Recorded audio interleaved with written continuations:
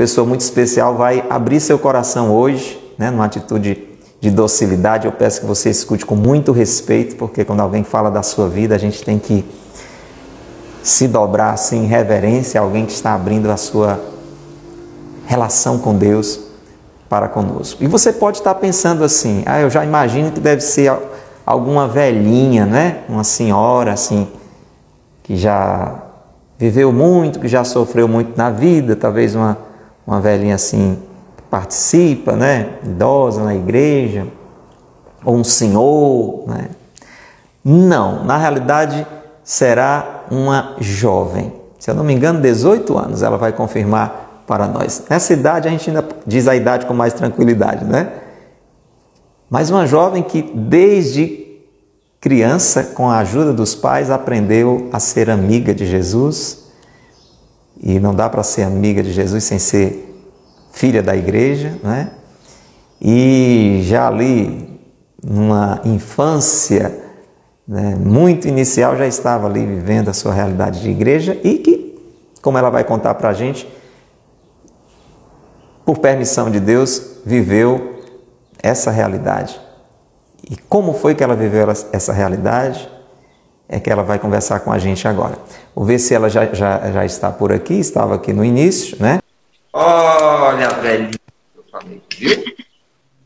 Olha essa senhora. 18 anos, Leda? 18 anos. Bom dia. 18. Bom dia, querida. Seja muito bem-vinda. Leda, se apresente aí para quem não me conhece, né? Nós aqui de Xaramubim, da paróquia de Santo Antônio, temos o privilégio, a alegria de lhe conhecer desde muito tempo, embora você tenha pouco tempo de vida, né? Só 18 aninhos, mas a gente já lhe conhece muito tempo.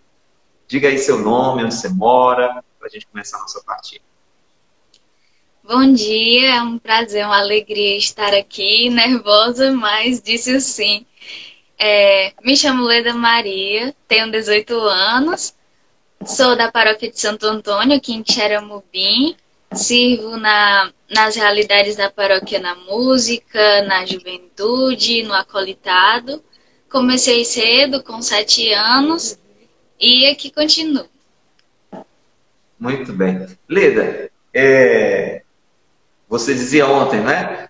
Não me faça perguntas difíceis. E eu dizia, eu não vou lhe fazer perguntas difíceis, né? Na realidade, nós queremos ouvir de você como é que você conseguiu lidar com as dificuldades das enfermidades. Bem, para quem não sabe, né, acho que boa parte das pessoas que são aqui da paróquia sabem, mas outras pessoas talvez não conheçam, então vou falar um pouco. Eu sempre fui engajada, como falei, nos serviços de pastoral, de ministérios dentro da paróquia, principalmente com a música, que graças a Deus o Senhor me concedeu esse dom e dele eu sirvo para servi-lo. Então, quando eu tinha 14 anos, enquanto ia a uma missão da infância missionária, que muitos participaram aqui quando eram crianças, adolescentes também, eu senti um mal-estar e desmaiei. Aquilo seria a primeira vez de muitas pelos seguintes 3 anos. E fui a médicos e sem explicação biológica, científica, em exames, muitas medicações. E quando o Senhor refletia sobre esse trecho, eu me lembrava do que eu passava. Que quando estamos doentes, nem sempre podemos rezar.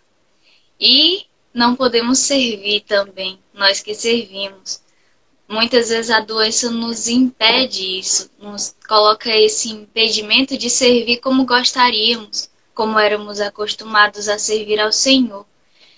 E, como você dizia no início, é um texto difícil de ser vivido, de compreendido, mas necessário para ser vivido, bem necessário de viver.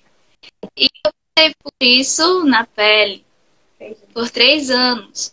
E hoje, graças a Deus, eu não sofro mais de desmaios, graças ao Senhor. mas lidando com as sequelas desse tempo, as sequelas psicológicas, outras corporais mesmo, mas graças a Deus podendo voltar a servir de novas formas e com um novo significado. Porque, como refletia o Monsieur Ascani, o sofrimento purifica.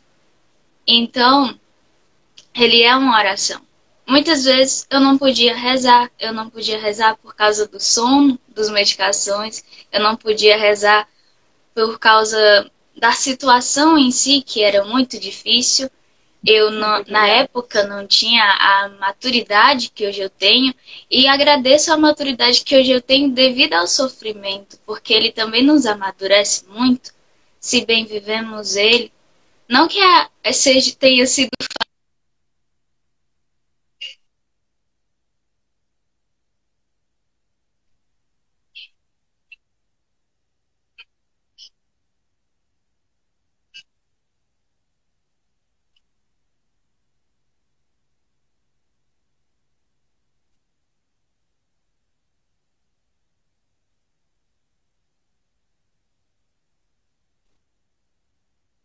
A gente está tendo probleminha com a internet, né? Mas acho que melhorou agora, Leite. Continua. Vamos ver se dá certo. Então, eu falava que era difícil o fato de não poder ir à Santa Missa, não poder receber a Eucaristia, e recebia a Eucaristia em casa, passava de meses sem ir à Santa Missa. E então, isso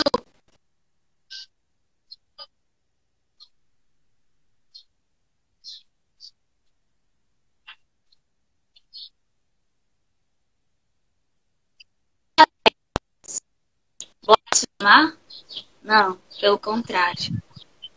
Porque muitas pessoas, e é a tentação que o Senhor falava, de blasfemarmos, nos voltarmos contra Deus, contra a sua vontade, pensar, nossa, é um castigo, como bem fala São João Paulo II em Salvifici Dolores, é um castigo.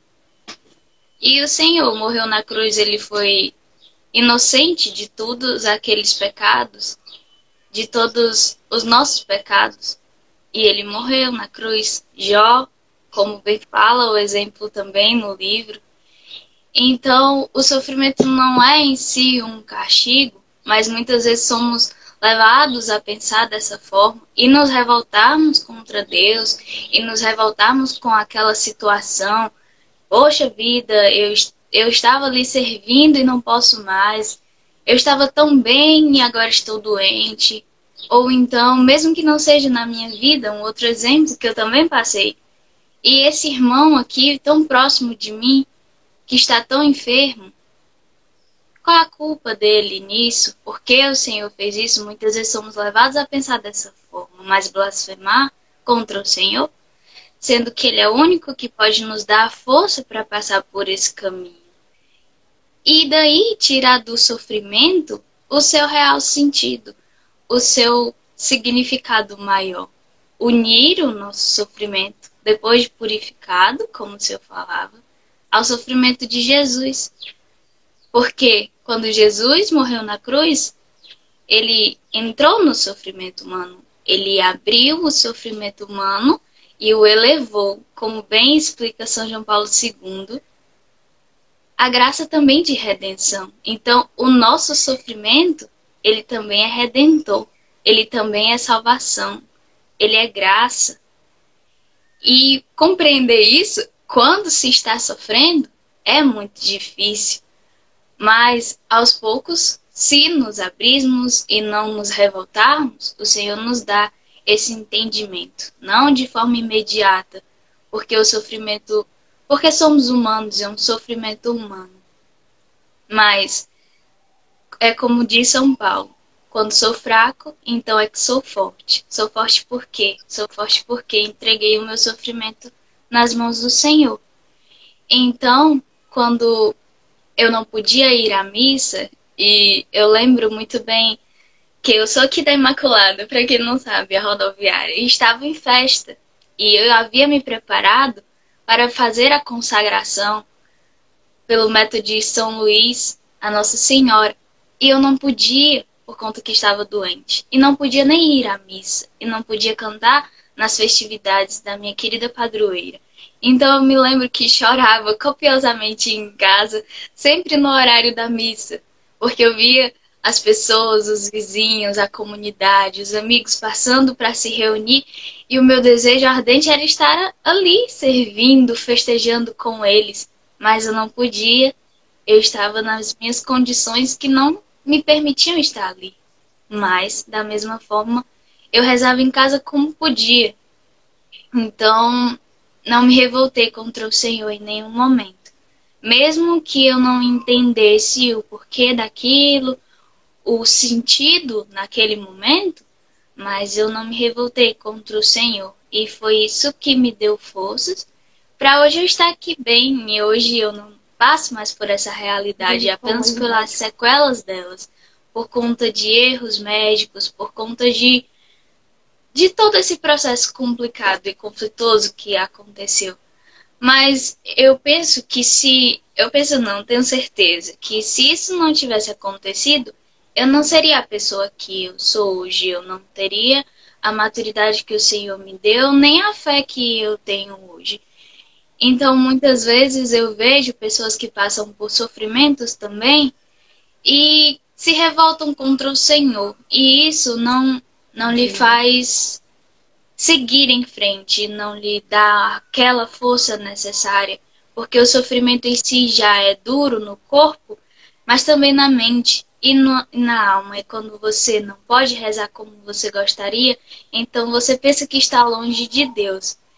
E lembro que enquanto lia Salvifici Doloris, dizia que Jesus está tão intimamente ligado ao sofrimento humano, porque ele abriu no seu sofrimento na cruz para nós e elevou o nosso sofrimento. Então não é uma coisa à toa. Deus não permitiria um mal se dele não pudesse tirar um bem. E o único que pode fazer isso é o Senhor. Então, por que se revoltar contra ele? Se ele é quem sabe, nós não sabemos. Ele sabe de tudo e ele não permite nada que não seja necessário, como dizia o Monsenhor Ascani. Se ele permite, é porque dali ele quer tirar um bem maior. Mesmo que esse bem não seja para essa vida terrena.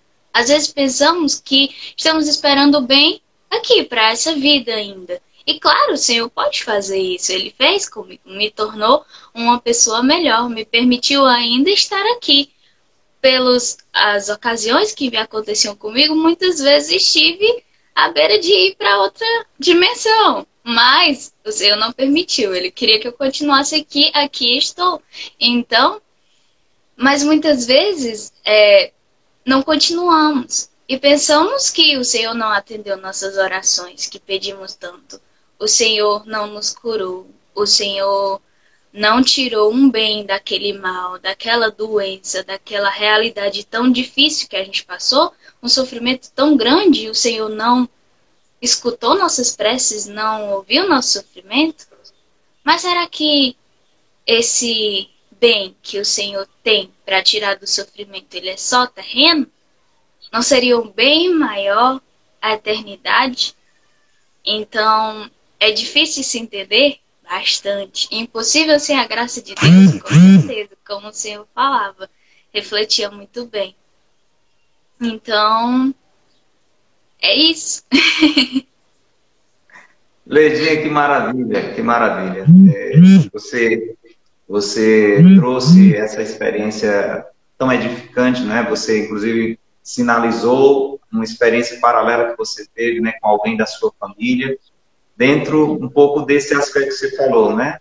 Todos pedimos por um bem terreno, né? Mas nós acreditamos, né, no bem eterno que o Guilherme alcançou, né? Por tudo que ele aqui passou, né? Pela maneira como ele e a família enfrentaram aquele momento. Isso pode ser partilhado em outra ocasião, apenas para reforçar isso que você dizia. Leidinha, nós queremos aproveitar a sua presença. Primeiro, quero que você reforce, você falou algumas vezes, eu sei do que é que você está falando, mas pode ter gente que não saiba o que é esse Salvifici Doloris, que a gente, é um nome até difícil assim, E eu disse que você foi ajudado e disse que nós íamos ter hoje a participação de São João Paulo II. Eu não posso sair daqui como mentiroso. Então, ele lhe ajudou nessa história toda a compreender o que é tão difícil de compreender? Bem, Salvifici Dolores, esse livro, escrito por São João Paulo II, nosso querido santo que foi celebrado este mês, recentemente, dia 22, o sentido cristão do sofrimento humano, para falarmos na nossa língua. E, como todo santo, deixa-se marcas impressionantes, legados extraordinários, assim. Esse é um dos mais profundos que eu acredito de São João Paulo II. Dos textos reflexivos sobre o sofrimento, sobre a realidade humana, paralela com a realidade divina do sofrimento, e o seu sentido no mais amplo possível, que é o do amor, da entrega generosa do Senhor na cruz. Eu acredito que é uma das reflexões mais valiosas é esse livro de São João Paulo II, Sentido Cristão do Sofrimento Humano. Eu li esse livro, eu comprei esse livro e comecei a lê-lo esse ano, após o falecimento do meu primo, Guilherme, que o Padua compartilhava, era de quem eu falava na minha fala anteriormente.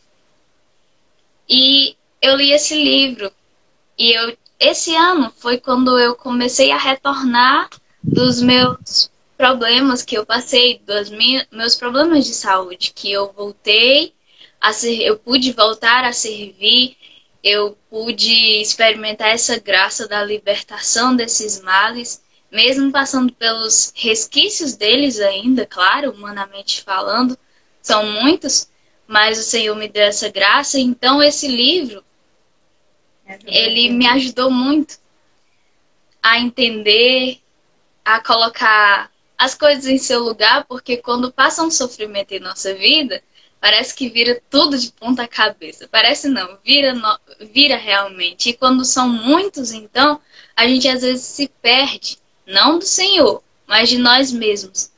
Mas, sendo que Deus habita em nós. Então fica difícil, às vezes a gente pensa que está longe, está perto, não sentimos Deus, mas sabemos que Ele está ali.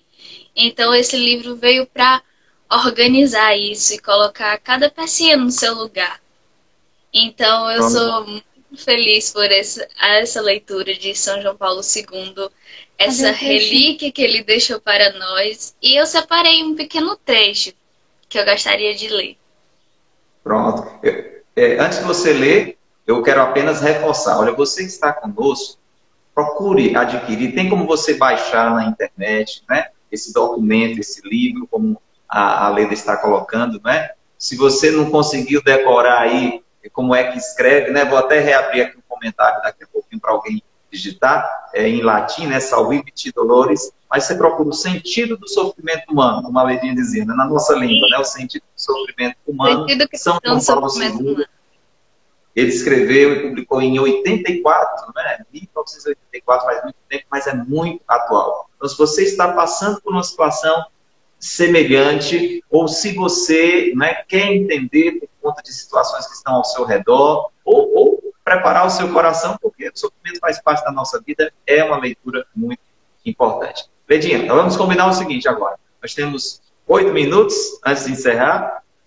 Você vai ler esse trecho aí que você separou, e eu quero que você que está nos ouvindo saiba, né, que esta menina que está falando como anciã, né, tem gente que é assim, né, que é bem novinha, mas já fala assim como gente grande, e esse processo passa, esse processo de amadurecimento, que às vezes você fica olhando e diz assim, mas tem certeza? É só 18 anos mesmo, né?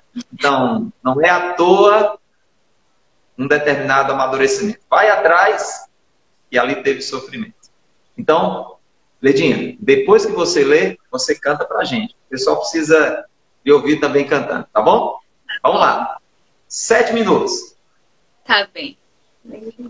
A resposta que lhe chega mediante essa participação, ao longo da caminhada de encontro interior com o Mestre, é, por sua vez, algo mais do que a simples resposta abstrata à pergunta sobre o sentido do sofrimento. Tal resposta é, sobretudo, um apelo, é uma vocação. Cristo não explica abstratamente as razões do sofrimento, mas antes de mais nada diz: segue-me, vem, participa com o teu sofrimento desta obra da salvação do mundo, que se realiza por meio do meu próprio sofrimento, por meio da minha cruz. À medida que o homem toma a sua cruz, unindo-se espiritualmente à cruz de Jesus, vai se lhe manifestando mais o sentido salvífico do sofrimento. São João Paulo II. Disse tudo. Disse tudo. Agora vamos transformar isso em música? Vamos.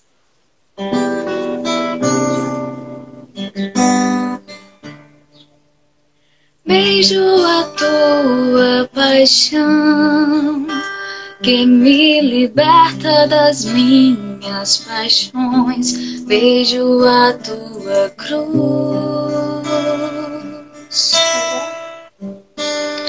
que condena e esmaga o pecado em mim. Beijo teus cravos, tuas mãos, que apaga o castigo do mal. Beijo tua ferida, que curou a ferida do meu coração. Eu te beijo, Senhor, e a tua paixão é o meu tudo.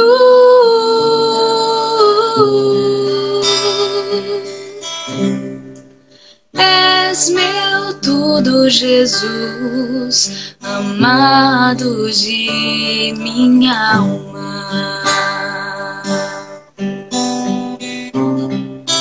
Oh, belíssimo esposo, mais belo que todos os homens, santo, santo és tu. Belíssimo esposo, esconde-me em teu lado aberto, em tuas chagas de amor, de amor.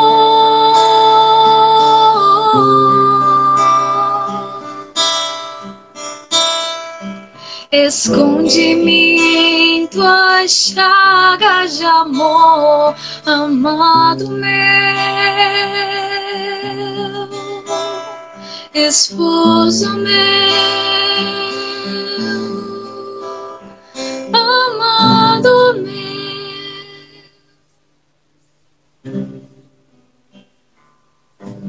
Maravilha, Ledinha.